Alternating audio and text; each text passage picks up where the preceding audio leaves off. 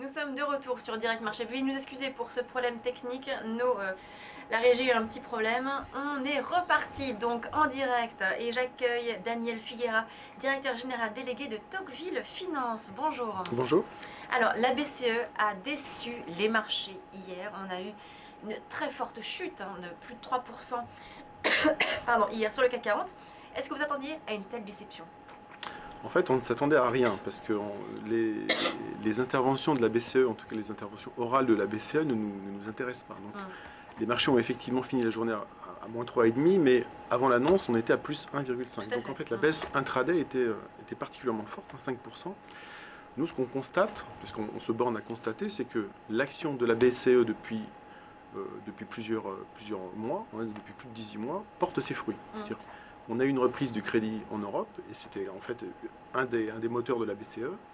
Et puis globalement, effectivement, le taux de chômage en Europe depuis un an a tendance à baisser, et donc on est plutôt satisfait de l'action de la BCE depuis l'origine. Alors c'est étonnant, c'est paradoxal, que Mario Draghi finalement dise qu'il va en faire plus, alors qu'on commence à voir quelques prémices des effets de cette politique monétaire d'assouplissement, de soutien au marché, et que les marchés en attendent beaucoup et finalement réagissent aussi de façon aussi épidermique. Oui, les marchés en attendent probablement beaucoup trop, les marchés sont trop pressés, et puis globalement, c'est vrai que, encore une fois, les attentes, et Mario Draghi lui-même a cette posture de surcommunication qui fait qu'on en attend toujours plus. Il n'aurait pas dû communiquer finalement autant qu'il l'a fait, c'est ça ? Ou probablement, c'est-à-dire qu'en fait il y a eu toujours des fuites au sein de la communication de la BCE, comme on l'a aussi au niveau de la Réserve fédérale, qui font qu'au moment des annonces, il y a toujours des gens qui suranticipent. Le fait que finalement la BCE ait choisi de choisir des mesures à minima, voilà, il prolonge quand même son quantitative easing, mais de façon très légère. Selon vous, c'est une façon de dire, voilà, on se donne une marge de manœuvre pour les prochains mois, si jamais on a l'économie qui se replie progressivement, si la Fed remonte ses taux, donc cette divergence qui pourrait donc impacter également l'économie européenne. Pourquoi est-ce qu'il a fait ce choix-là, selon vous ? Je pense qu'il y a, en fait, je pense que son sujet, c'est de dire il n'y a pas que la BCE en jeu. Donc les marchés attendent tout de la BCE. Ce que dit Mario Draghi, c'est de dire je ne suis pas un magicien qui sort un lapin du chapeau à chaque fois. Je pense que la situation, c'est un peu comme si vous voulez, on est face à une situation gelée, il y a une couche de neige, et lui, il est là pour réchauffer et pour enlever la neige. Sauf que les marchés attendent l'apparition de l'Edelweiss. Lui, il dit, pour qu'il y ait l'Edelweiss, il faut que le terreau soit fertile. Et donc, il faut que les politiques prennent en charge les politiques économiques adéquates, les politiques structurelles, qui permettent, en fait, à la fleur d'émerger. Oui, tout à fait. Ce qu'il avait dit d'ailleurs à plusieurs reprises, déjà bien avant, déjà dès 2012, il avait dit qu'il ne prendrait pas la place des politiques et que les politiques devaient prendre les réformes. Donc finalement, cela dit, vous estimez que malgré ces problèmes de communication, il reste un petit peu fidèle à sa ligne de conduite ? Oui, je pense qu'il reste fidèle à sa ligne de conduite, et le discours d'hier montre, là encore, qu'il a employé le terme calibré, qui montre bien que dans son esprit, l'action de la BCE n'est pas terminée. Il se réserve encore la possibilité de prolonger, d'augmenter les montants, etc.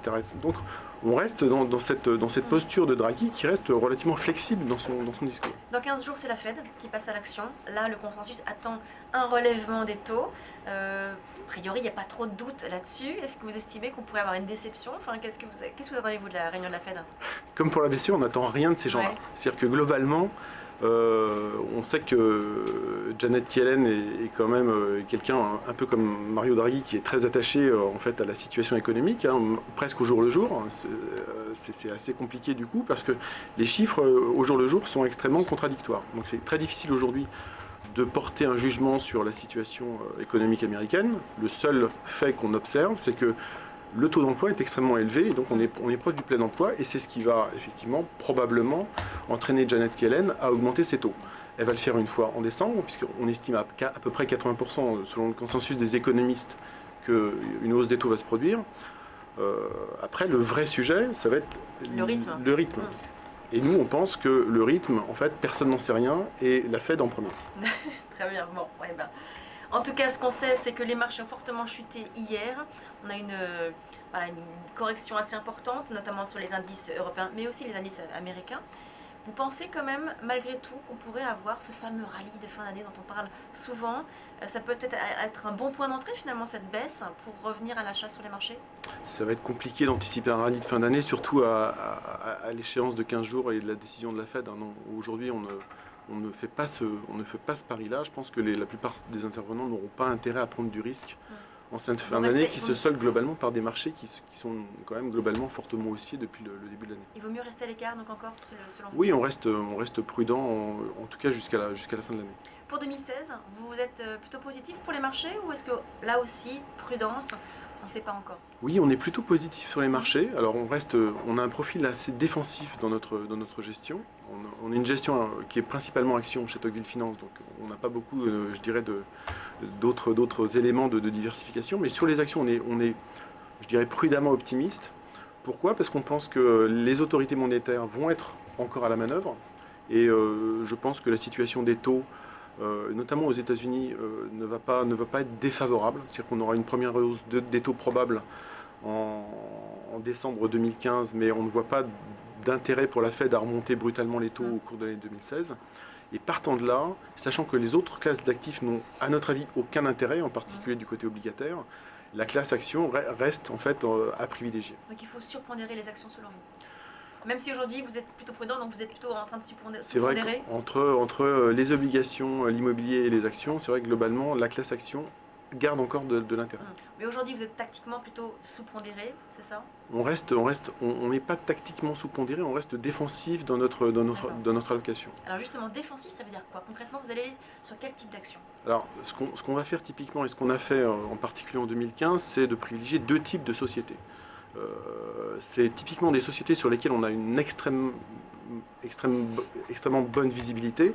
Donc pour cela, on va se concentrer sur les sociétés à cycle long, typiquement des sociétés comme Vinci, dont l'essentiel de la valorisation provient de concessions autoroutières, des sociétés comme Thales, dont le carnet de commandes représente plus d'une année de chiffre d'affaires. Thales qui est en fait au centre de toutes les thématiques actuelles, des problématiques d'aéronautique défense, de cybersécurité, de transport. Et donc ce type de société nous intéresse. Et puis un autre type de société nous a intéressé également en 2015, qui était typiquement des cas particuliers où en fait l'action n'est pas sur le chiffre d'affaires mais sur les coûts. En particulier, on a fait un investissement sur une société allemande qui s'appelle SMA Solar, qui est le leader mondial aux onduleurs photovoltaïques, où en fait la société a engagé un programme de restructuration très élevé qui l'a obligé, entre guillemets, à réduire à peu près de 20% ses effectifs en 18 mois.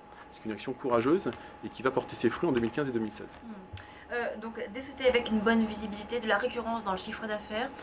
Autre thématique, donc toujours sur ce côté défensif, qu'est-ce que vous choisissez? Non, c'est vraiment au cas par cas. On n'a pas de vision sectorielle en tant que telle. On est très regardant sur les valorisations. On constate que les valorisations sont relativement tendues aujourd'hui. On privilégie une approche très diversifiée de nos portefeuilles parce que globalement, on pense que certains types de sociétés, en particulier les petites sociétés et les sociétés de croissance, ont extrêmement bien performé. Et on pense que les valorisations de ces sociétés-là sont tendues aujourd'hui.